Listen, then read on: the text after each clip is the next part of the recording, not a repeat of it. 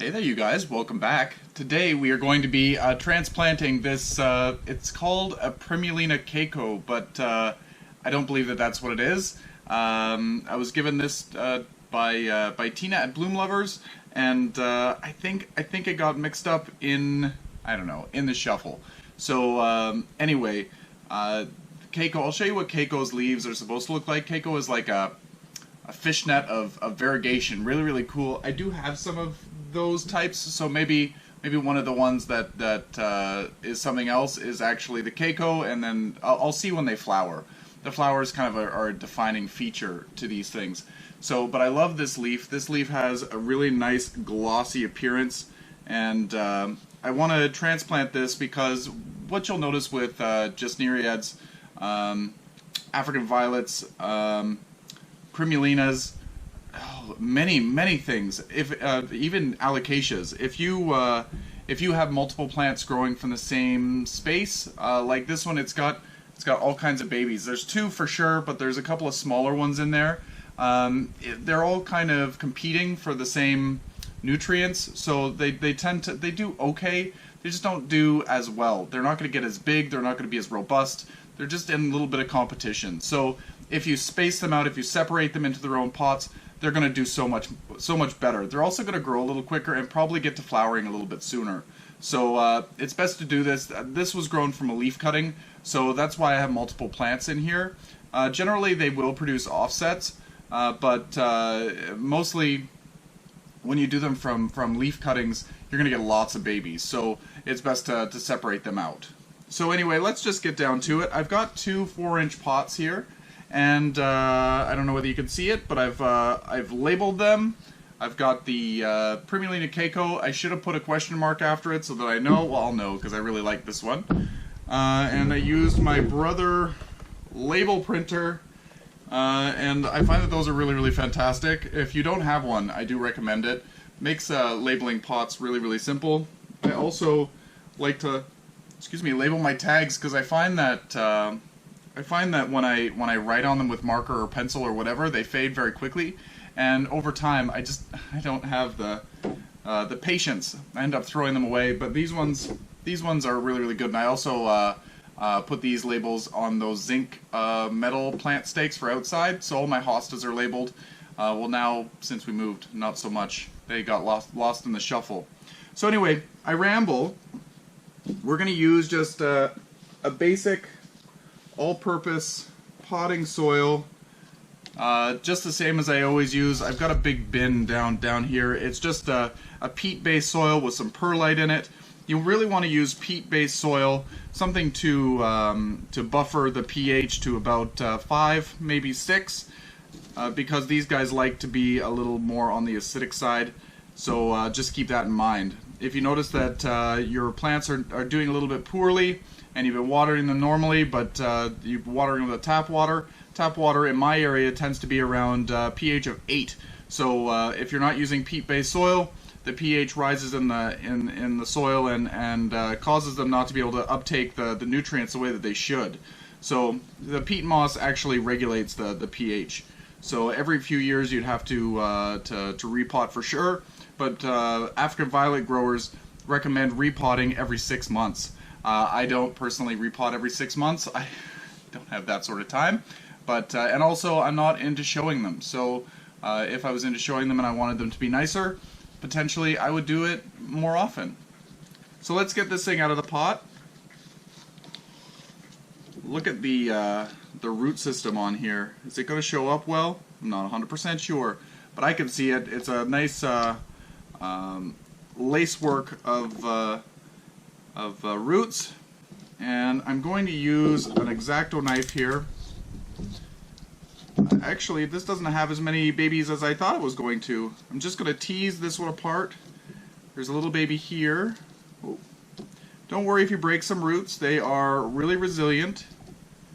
And I think there is another one right here, but this one's growing right down the side. Just be careful of your fingers. There we go. Just carefully tease it apart. There we are. So now you can see here that we have a single rosette. We have another single rosette. And then we got a little baby one here. Oh, I love the glossiness of these leaves. They're fuzzy and glossy at the same time. Can't go wrong with that combination. So I've got these pots. I'm going to just dump out some of this soil here.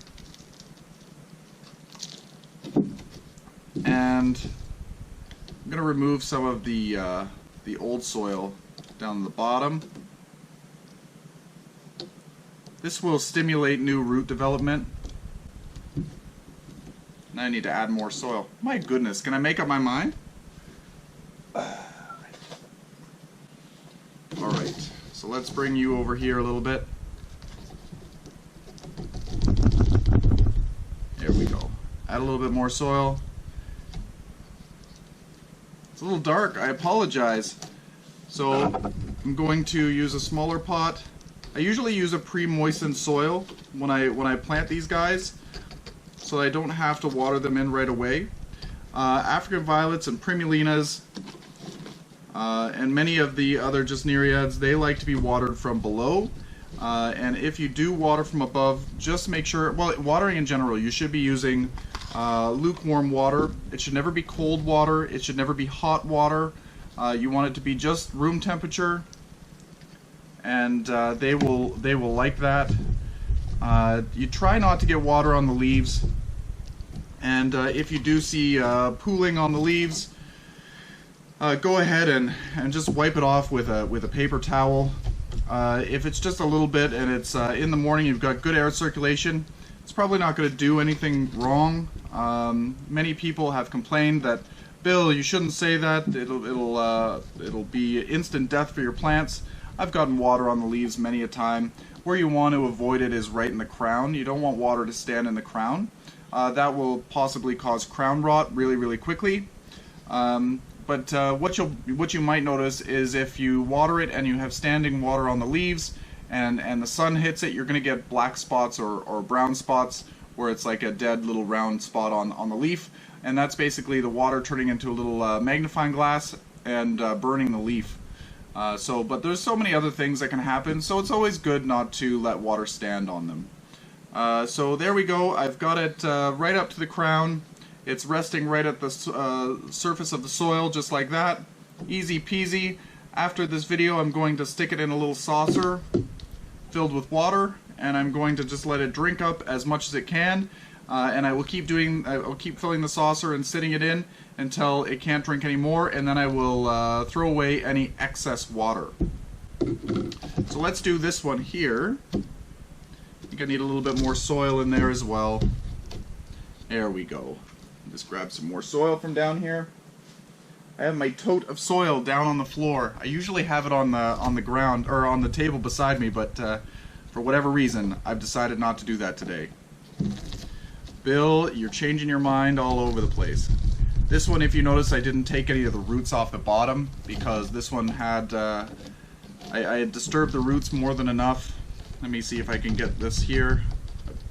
You guys are sitting, the camera's sitting on the side where, my right hand side where I use, that's where I pour the soil generally. I'm not used to being left-handed. I apologize if I get in the way of myself. There we go. Same thing, we're just going to tap the soil down, try to get rid of any air pockets. We want the soil to be about 1 centimeter from the top of the pot. That way if we do water it from the top, we've got a little bit of a lip for the water, so it doesn't just spill over the edge. We just want to tamp it down to get rid of any air pockets. I think I said that. These guys like a bright, well-lit, but indirect location. Yeah, don't give them full sun. Maybe they'll tolerate it in time, but you'll probably end up burning the leaves. So I keep mine in a well-lit spot. Usually they're under the grow lights, but if I do put them in a window, I put it in somewhere that has early morning sun or a sheltered afternoon sun, very sheltered afternoon sun, because it seems to me the afternoon is the hottest part of the day. So now we're just going to do this little one I'll do this one later on. I don't know what I'm going to do with this one. I think I might put it in a small little pot, or I might reuse the pot that I had originally done, but I want to, that I originally used. But I think I want to wash this out first. I don't want to do that. I don't want to put it in there with this just in case there's any fungus problem or whatever. So I'm going to clean this out. I'll use, you can use just dish soap and water and scrub it with a scrubby brush, or you can use 1 part bleach to 10 parts water, I believe that's what it is, and just scrub it out with that. That'll kill any bacteria and also help clean. I tend to use just Dawn dish soap and water. So, but if I know that there's a fungal problem, I certainly use bleach. So anyway, I hope you enjoyed this video. I will get to watering these. Again, I'm just going to use the saucer and fill it up and let it drink it from the bottom. And I've got the labels on the pots, so we're ready to go. And yeah, show me what you're growing. Show me what you're growing. And if you're repotting some African violets or primulinas, I'd love to see what you're doing. These things fascinate me. I really want the one that has the glossy green leaves with the yellow flower, but it comes in like a sheath and then it opens up and then the flower comes from that. I think that those are really beautiful and stunning. But I don't have that in my collection. I'm hoping that that will be this. Fingers crossed. So until next time, you guys, happy growing.